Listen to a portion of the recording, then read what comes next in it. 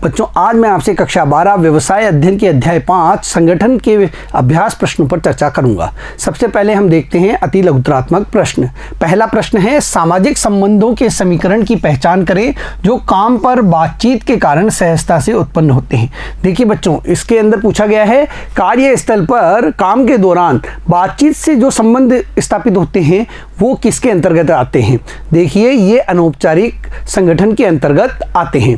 अनौपचारिक संगठन व्यक्तिगत तथा सामाजिक संबंधों का एक तंत्र है जो न तो औपचारिक संगठन द्वारा बनाया जाता है और न ही आवश्यक है। देखिए, जो अनौपचारिक संगठन होता है वह व्यक्तिगत संबंधों के आधार पर निर्मित होता है तथा सामाजिक संबंधों का एक तंत्र माना जाता है जो कि औपचारिक रूप से तैयार नहीं किया जाता है। इसका जन्म उदय व्यक्तियों के स्वैच्छिक रूप से एक दूसरे से सहयोग करने से होता है। जब व्यक्ति एक दूसरे से बातचीत करते हैं, एक दूसरे का सहयोग करते हैं, तो अनौपचारिक संगठन तैयार होता है। दूसरी ओर औपचारिक संगठन किसी विशिष्ट कार्य को पूरा करने के लिए प्रबंधकों द्वारा तैयार किए जाते हैं, जबकि जो औपचारिक संगठन होते हैं वो प्रबंधकों द्वारा तैयार किए जाते हैं किसी कार्य को पूरा करने के लिए। दूसरा प्रश्न है, प्रबंधन के विस्तार शब्द का क्या अर्थ है। देखिए, यहां पूछा गया है प्रबंधन के विस्तार शब्द का अर्थ। विकेंद्रीकरण से योग्य तथा दक्षता प्राप्त लोगों को अपनी प्रतिभा को सिद्ध करने का सुअवसर प्रदान किया जाता है। देखिए, विकेंद्रीकरण जब होता है तो योग्य और जो दक्षता प्राप्त व्यक्ति हैं उन्हें अपनी प्रतिभा दिखाने का मौका मिलता है। उनमें प्रबंधन के गुण आते हैं और प्रबंधन का विस्तार हो पाता है ताकि इनको भविष्य में पदोन्नति देकर अधिक जटिल कार्यों को पूरा करने के लिए लगाया जा सके। देखिए, विकेंद्रीकरण के अंतर्गत जब अधिकार सौंपे जाते हैं, जब कार्य दिया जाता है, अधिकार दिए जा रहे हैं और निम्न स्तर तक अधिकार पहुंच जाते हैं तो लोगों की प्रतिभा का विकास होता है। उनमें जटिल से जटिल कार्यों को आसानी से पूरे करने की क्षमता विकसित होती है।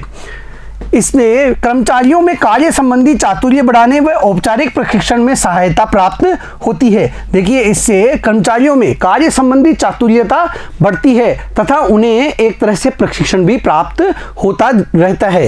यह प्रबंधकीय शिक्षा का एक माध्यम है तथा प्रबंधन के विस्तार के रूप में होता है। और जो विकेंद्रीकरण के माध्यम से लोगों को अधिकार दिए जाते हैं, उनको कार्य दिया जा रहा है, उनको उत्तरदायित्व सौंपा जा रहा है, तो इससे उनमें प्रबंधकीय शिक्षा भी आ रही है, प्रबंधन के बारे में जानकारी भी उनमें उत्पन्न होती है। इससे प्रबंधन का विस्तार भी होता है। तीसरा प्रश्न है, कोई भी दो परिस्थितियां बताएं जिनके तहत कार्यात्मक संरचना उचित विकल्प साबित होती है। देखिए, जब संगठन का आकार बहुत बड़ा होता है और एक ही प्रकार की वस्तुएं वहां पर उत्पादित की जाती हैं तो ऐसी फर्मों के लिए कार्यात्मक संगठन होना बहुत आवश्यक हो जाता है। देख लेते हैं, कार्यात्मक संरचना उन संस्थानों के लिए अति उपयुक्त होता है जो आकार में बहुत बड़े हैं, जिनका आकार बहुत बड़ा होता है तथा जहां क्रियाओं में विविधता है तथा संचालन में उच्च कोटि के विशिष्टीकरण की आवश्यकता होती है। और कार्य के संचालन के लिए उच्च कोटि की विशिष्टता की आवश्यकता होती है जो विभागों में एक कर्मचारी के अंदर उत्पन्न होती है।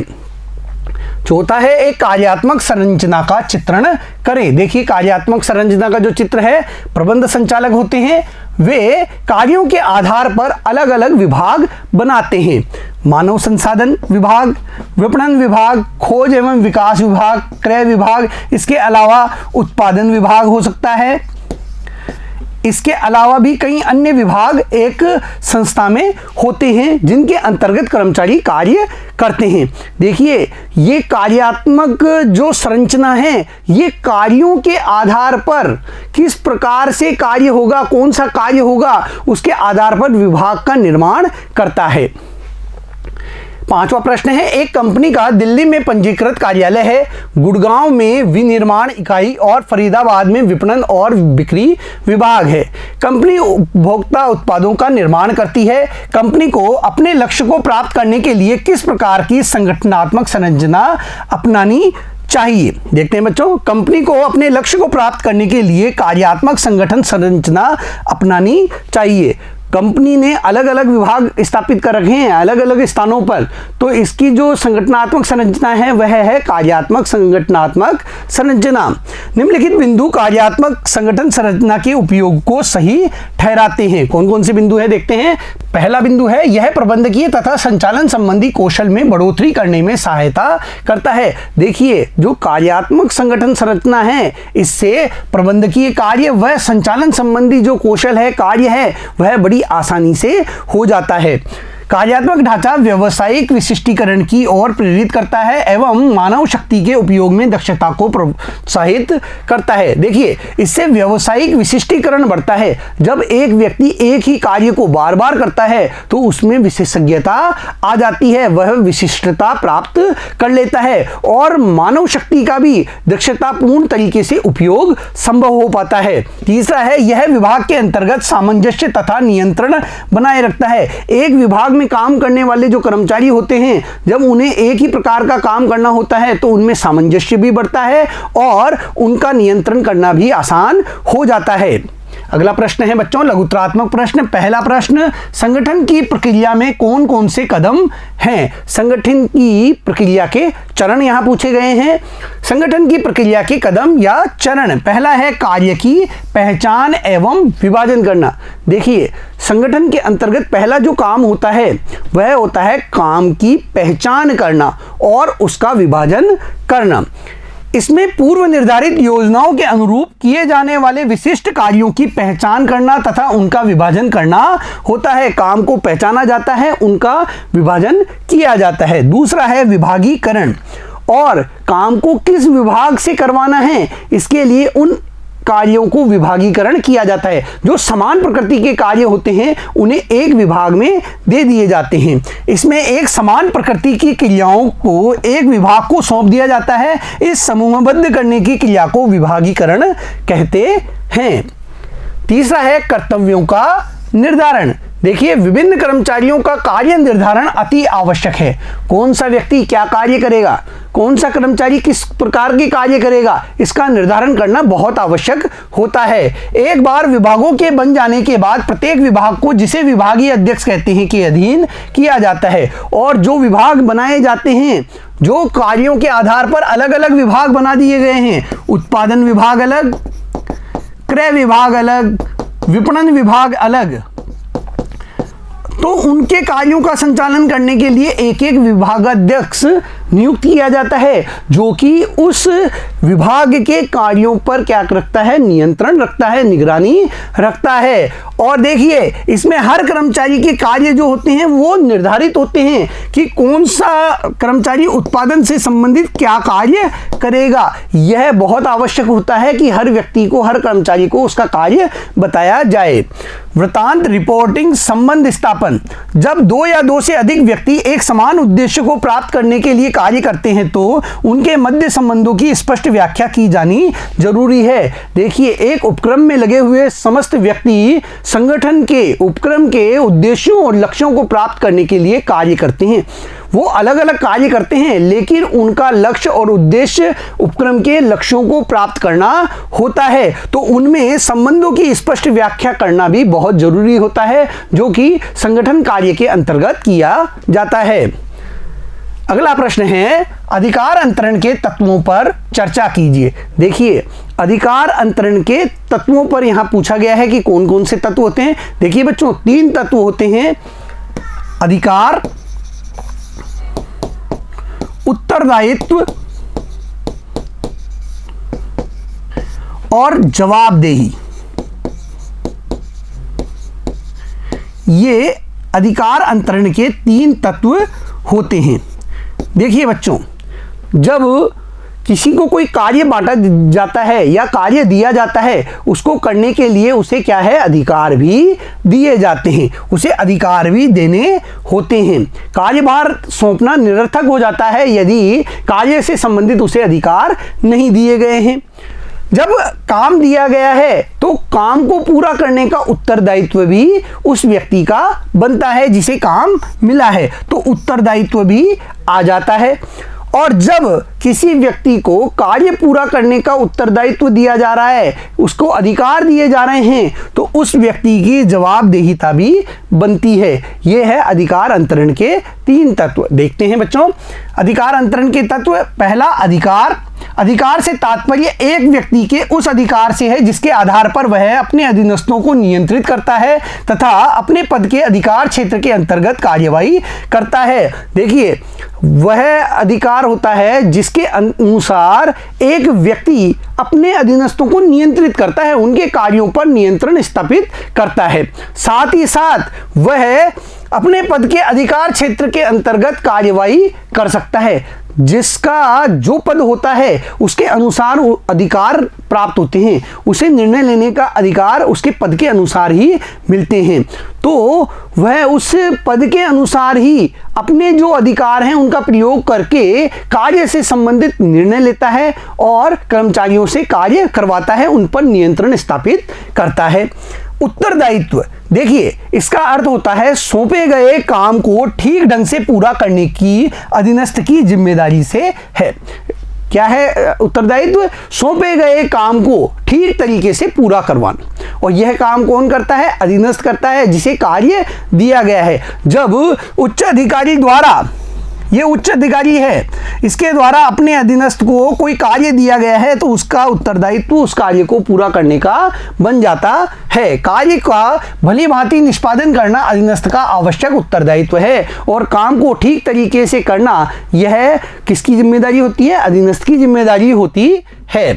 उत्तरदेयता या जवाबदेही, इसका अभिप्राय अधीनस्थ द्वारा कार्य निष्पादन के लिए अधिकारी को जवाब देने से है, अर्थात अंतिम परिणाम का उत्तर देने योग्य होने से है। जो अंतिम परिणाम आएगा उसका उत्तर देने योग्य होने से है। देखिए, काम को करने की जब जिम्मेदारी दी जाती है, काम को करने का जब उत्तरदायित्व तय किया जाता है तो इससे जवाबदेहिता भी आती है। जिसे काम सौंपा गया है उसकी जवाबदेही होती है, उसकी उत्तरदेयता बनती है। अगला प्रश्न है बच्चों, तीसरा प्रश्न, अनौपचारिक संगठन औपचारिक संगठन का समर्थन कैसे करता है? देखिए, संगठन 2 प्रकार के होता है, औपचारिक संगठन और अनौपचारिक संगठन।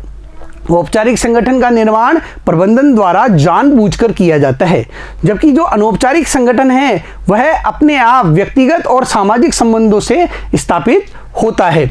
अनौपचारिक संगठन से संगठन के लक्ष्यों को प्राप्त करने में सहायता मिलती है। जो अनौपचारिक संगठन होते हैं इससे संगठन के लक्ष्यों को, उद्देश्यों को प्राप्त करने में बहुत सहायता प्राप्त होती है। इसमें अधीनस्थ बिना किसी डर के अपनी बात अधिकारियों तक पहुंचा देता है। देखिए, औपचारिक संगठन में तो क्या होता है? औपचारिक संगठन में एक पद सोपान होता है, उसी के अनुरूप अधीनस्थ और अधिकारी को एक दूसरे से संप्रेषण करना होता है। उच्चाधिकारी अपने अधीनस्थ को देगा, अधीनस्थ और नीचे, इस प्रकार सूचनाएं एक से दूसरे के पास पहुंचती है। सुझाव शिकायतें भी इसी क्रम में ऊपर की ओर जाती हैं। देखिए, एक संप्रेषण का पूरा एक पदानुक्रम होता है, एक क्रम होता है जिसके अनुसार पालना करनी होती है। लेकिन जो अनौपचारिक संप्रेषण होता है उसके अंदर कर्मचारी अपने किसी भी अधीनस्थ से संपर्क कर लेता है। यह उनके बीच के संबंध को दर्शाता है। वो आपस में विचार विमर्श करते रहते हैं, मिलते जुलते रहते हैं। वह योजनाओं व नीतियों पर अपनी प्रतिक्रिया प्रकट करता है, अपनी बात उच्चाधिकारियों को पहुंचाना, साथ ही कोई भी योजना है, कोई भी नीति है, उस पर अपनी प्रतिक्रिया प्रकट करता है अधीनस्थ। अनौपचारिक संगठन को यदि भली भांति नियंत्रित किया जाए तो औपचारिक संगठन के उद्देश्यों की प्राप्ति में अनौपचारिक संगठन अत्यधिक उपयोगी साबित हो सकता है। देखिए, यदि अनौपचारिक संगठन को सही तरीके से नियंत्रित किया जाए तो वह एक उपक्रम के उद्देश्यों को प्राप्त करने के लिए बहुत उपयोगी साबित हो सकता है। वह अपनी महत्वपूर्ण भूमिका अदा कर सकता है। एक प्रबंधक अपने निम्न स्तर के कर्मचारी से सीधे संपर्क औपचारिक संगठन में तो नहीं स्थापित कर सकता, लेकिन अनौपचारिक संगठन में वह उससे संबंध स्थापित करके उसकी समस्याओं को जान सकता है और काम में आने वाली बाधाओं को दूर करने का प्रयास कर सकता है। अनौपचारिक संगठन औपचारिक संगठन के कर्मचारियों की कार्य संतुष्टि में वृद्धि करता है तथा संगठन में अपनत्व की भावना को जागृत करता है। देखिए, अनौपचारिक संगठन इसके माध्यम से औपचारिक संगठन में कर्मचारियों की कार्य संतुष्टि बढ़ती है। जब वह देखता है कि उच्चाधिकारी उसके संपर्क में है, उसकी बात को सुन रहा है और उसकी बातों को महत्व दिया जा रहा है, तो उसमें संतुष्टि की भावना जागृत होती है, बढ़ती है। साथ ही संगठन में अपनत्व की भावना भी बढ़ती जाती है। अगला प्रश्न है, चौथा प्रश्न, क्या एक बड़े आकार के संगठन को पूरी तरह से केंद्रीकृत अथवा विकेंद्रीकृत किया जा सकता है? अपना सुझाव दीजिए। देखिए, यहाँ पूछा गया है कि जो बड़े आकार का संगठन है, क्या उसे पूर्ण रूप से केंद्रीकृत बनाया जा सकता है या पूर्ण रूप से विकेंद्रीकृत बनाया जा सकता है? इसके बारे में आपके क्या सुझाव हैं? देखिए बच्चों, केंद्रीकरण में क्या होता है कि जो सारी शक्तियाँ होती हैं वो एक जगह क्या होती है, विद्यमान हो जाती है। सारी शक्तियाँ एक व्यक्ति या एक समूह के पास आ जाती हैं। प्रबंधकों का समूह हो या प्रबंधक हो, उनके पास सारी शक्ति आ जाना क्या कहलाता है? केंद्रीकरण कहलाता है। और विकेंद्रीकरण में क्या होता है, ये सारी शक्तियां जो प्रबंधकों के पास होती है वो अपने कई लोगों को दे देते हैं। तो विकेंद्रीकरण में ये शक्तियां निम्न स्तर तक पहुंच जाती है। तो इस प्रकार से केंद्रीकरण और विकेंद्रीकरण होता है। अब किस संगठन में पूर्ण विकेंद्रीकरण होगा या पूर्ण केंद्रीकरण होगा? किसी संगठन में पूर्ण रूप से केंद्रीकरण होगा या पूर्ण रूप से विकेंद्रीकरण होगा, इसके बारे में हमें अपना सुझाव यहां देना है। एक बड़े आकार का संगठन विकेंद्रीकृत या पूर्ण रूपेण केंद्रीकृत भी हो सकता है तथा विकेंद्रीकृत भी हो सकता है तथा दोनों का सम्मिश्रण भी हो सकता है। लेकिन व्यवहारात्मक रूप में कोई भी संगठन न तो पूर्णतः केंद्रीकृत हो सकता है और न ही पूर्णतः विकेंद्रीकृत हो सकता है। देखिए, सामान्यतः तो कोई भी संगठन केंद्रीकृत भी हो सकता है, विकेंद्रीकृत भी हो सकता है या दोनों का मिश्रित रूप भी हो सकता है। लेकिन यदि हम व्यवहार में बात करें तो कोई भी संगठन न तो पूर्ण रूप से केंद्रीकृत हो सकता है और न ही विकेंद्रीकृत हो सकता है। जब कोई संस्था आकार तथा जटिलताओं की ओर अग्रसर होती है तो निर्णय लेने के अधिकार का विकेंद्रीकरण होता जाता है। वह महत्वपूर्ण निर्णयों के लिए केंद्रीकरण होना भी आवश्यक होता है। देखिए, जैसे जैसे संस्था का आकार बढ़ता है, संस्था में जटिलताएं आती है, वैसे वैसे उसमें धीरे धीरे निर्णय लेने का जो अधिकार है वह विकेंद्रीकृत होता चला जाता है। कई लोगों के पास निर्णय लेने का अधिकार पहुंच जाता है। प्रबंधक सारे कार्य स्वयं नहीं कर पाता, तो ऐसे समय में वह अपने कुछ अधिकार अपने अधीनस्थों को सौंप देता है और इस प्रकार से अधिकार क्या है, निम्न स्तर तक पहुंच जाते हैं। तो निर्णय लेने का जो अधिकार है, जब वह निम्न स्तर तक पहुंच रहा है तो यह क्या है, अधिकारों का विकेंद्रीकरण यहां पर हो रहा है। और जो महत्वपूर्ण निर्णय है वह कौन लेगा? महत्वपूर्ण निर्णय उच्च प्रबंधक द्वारा ही लिए जाएंगे। तो यहां पर क्या होगा, केंद्रीकरण भी हो रहा है। महत्वपूर्ण निर्णय निम्न स्तर के कर्मचारी या मध्य स्तर के प्रबंधक नहीं ले सकते। तो यहां पे क्या हो रहा है, केंद्रीकरण भी हो रहा है और विकेंद्रीकरण भी देखने को मिलता है। ये दोनों संगठन में एक साथ विद्यमान रहते हैं। इनमें संतुलन लाने की आवश्यकता होती है। किसी भी संगठन के विकास के लिए, विस्तार के लिए जो केंद्रीकृत प्रणाली है और जो विकेंद्रीकृत प्रणाली है, इसमें संतुलन लाना बहुत आवश्यक होता है। यदि इन दोनों में संतुलन स्थापित कर लिया जाए तो एक संगठन बहुत तेजी से विस्तार विकास करता है। अगला प्रश्न है, पांचवा प्रश्न, विकेंद्रीकरण निम्नतम स्तर पर अधिकार अंतरण का विस्तार कर रहा है, टिप्पणी करें। देखिए बच्चों, यहां पर पूछा गया है कि विकेंद्रीकरण से निम्नतम स्तर पर अधिकारों का अंतरण हो रहा है, कैसे, इस पर टिप्पणी करनी है। देखिए, विकेंद्रीकरण में क्या होता है, जो प्रबंध के 3 स्तर होते हैं, उच्च स्तर, मध्य स्तर, निम्न स्तर। तो कुछ महत्वपूर्ण निर्णय लेने के अधिकार किसके पास होते हैं, उच्च स्तर के पास होते हैं। कुछ अधिकार उनके द्वारा मध्य स्तर के प्रबंधकों को दे दिए जाते हैं। इसी प्रकार काम से संबंधित निर्णय लेने का कुछ अधिकार निम्नतम स्तर के प्रबंधकों के पास भी होता है। यानी महत्वपूर्ण निर्णय उच्च प्रबंधक के द्वारा, कम महत्वपूर्ण निर्णय मध्य प्रबंधकों के द्वारा और काम से संबंधित कुछ निर्णय निम्नतम प्रबंधकों के द्वारा लिए जाते हैं। देखिए, यहां पर जो निर्णय लेने का अधिकार है उसका क्या हो रहा है, अंतरण हो रहा है निम्नतम स्तर तक। जहां काम हो रहा है वहां पर निर्णय लेने के अधिकार होते हैं। विकेंद्रीकरण से तात्पर्य उस विधि से है जिसमें निर्णय लेने का उत्तरदायित्व सोपानिक क्रम में विभिन्न स्तरों में विभाजित किया जाता है। देखिए, निर्णय लेने का जो उत्तरदायित्व है, अधिकार है, वह सोपान श्रृंखला में विभिन्न स्तरों पर विभाजित कर दिया जाता है। सरल शब्दों में विकेंद्रीकरण का अर्थ संगठन के प्रत्येक स्तर पर अधिकार अंतरण करना होता है। विकेंद्रीकरण का अर्थ क्या है? संगठन के जो विभिन्न स्तर हैं उनको अधिकार प्रदान करने से है। निर्णय लेने का अधिकार निम्नतम स्तर तक के प्रबंध को दिया जाता है, जहां पर वास्तविक रूप में कार्य होता है, काम संपादित किया जाता है, वहां पर निर्णय लेने का अधिकार दिया जाता है, जो कि निम्नतम स्तर होता है। अगला प्रश्न है, छठा प्रश्न, नेहा जूता निर्माण एक कारखाना चलाती है। देखिए, वो जूता निर्माण का कारखाना चलाती है, व्यवसाय अच्छी तरह से चल रहा है और वह चमड़े के बैग के साथ साथ पश्चिमी औपचारिक पहनावे में विविधता से विस्तार करना चाहती है। इससे उन्हें कामकाजी महिलाओं के बीच अपनी व्यावसायिक इकाई का विपणन करने में मदद मिलेगी। आप इस विस्तारित संगठन के लिए किस प्रकार की संरचना की सिफारिश करेंगे और क्यों? देखिए, नेहा का व्यवसाय बढ़ता जा रहा है, अब वह नया उत्पाद तैयार करेगी, तो ऐसी स्थिति में हम उसके लिए प्रभागीय संगठन संरचना का प्रस्ताव देते हैं ताकि वह आगे अपने व्यवसाय को तेजी से बढ़ा सके। नेहा के बढ़ते हुए व्यवसाय के लिए हम प्रभागीय संगठन ढांचे की अनुशंसा करेंगे, क्योंकि इस प्रकार के ढांचे के अंतर्गत उत्पाद विशेषीकरण तथा उसकी प्रवीणता को विकसित करने में सहायता मिलती है।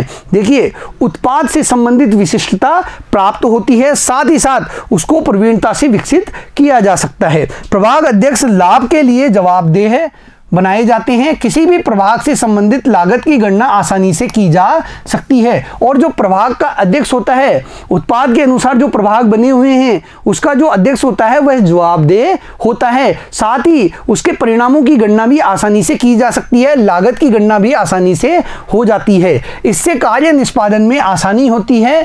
प्रभाग संगठन ढांचा उत्तरदायित्व निश्चित करने में सहायक होता है और उत्तरदायित्व निश्चित करने में भी इससे सहायता प्राप्त होती है। नेहा द्वारा संचालित कारखाना एक स्वायत्त इकाई होने के कारण प्रभाग शीघ्र निर्णय ले सकता है, अतः इससे कारखाने में लचीलापन तथा पहल को प्रोत्साहन मिलता है। देखिए, वह शीघ्र निर्णय ले पाएंगे। यदि जो प्रभाग बनाए जाएंगे तो प्रभागों में जल्दी निर्णय होंगे, कार्य जल्दी होगा और तेज गति से होगा, पहल को भी बढ़ावा मिलेगा। अगला प्रश्न देखते हैं बच्चों। सातवां, उत्पादन प्रबंधक ने फोरमैन से प्रतिदिन 200 इकाइयों का लक्ष्य उत्पादन हासिल करने के लिए कहा, लेकिन वह उन्हें दुकान विभाग से उपकरण और सामग्रियों की मांग करने का अधिकार नहीं देता है। क्या उत्पादन प्रबंधक फोरमैन को दोषी ठहरा सकता है यदि वह वांछित लक्ष्य प्राप्त करने में सक्षम नहीं है? कारण बताओ। देखिए, यहां पर लक्ष्य तो दिया गया है 200 इकाइयों का उत्पादन करने का, लेकिन संबंधित कार्य को संपादित करने के लिए जो अधिकार दिए जाने थे वो नहीं दिए गए हैं। यानी यहां पर उपकरण और सामग्रियों की मांग करने का अधिकार नहीं दिया गया है, तो ऐसे में उसे दोषी कैसे ठहराया जाएगा?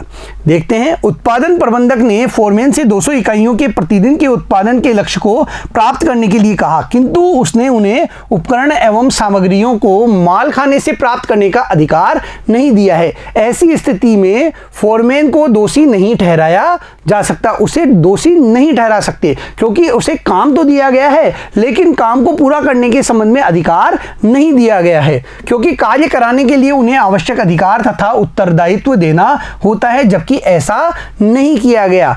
उन्हें काम तो दिया गया पर उससे संबंधित आवश्यक अधिकार नहीं दिए गए, इसलिए उनका उत्तरदायित्व तय नहीं हो सकता। बच्चों, आज के लिए इतना ही। अगले वीडियो में फिर मिलेंगे। धन्यवाद।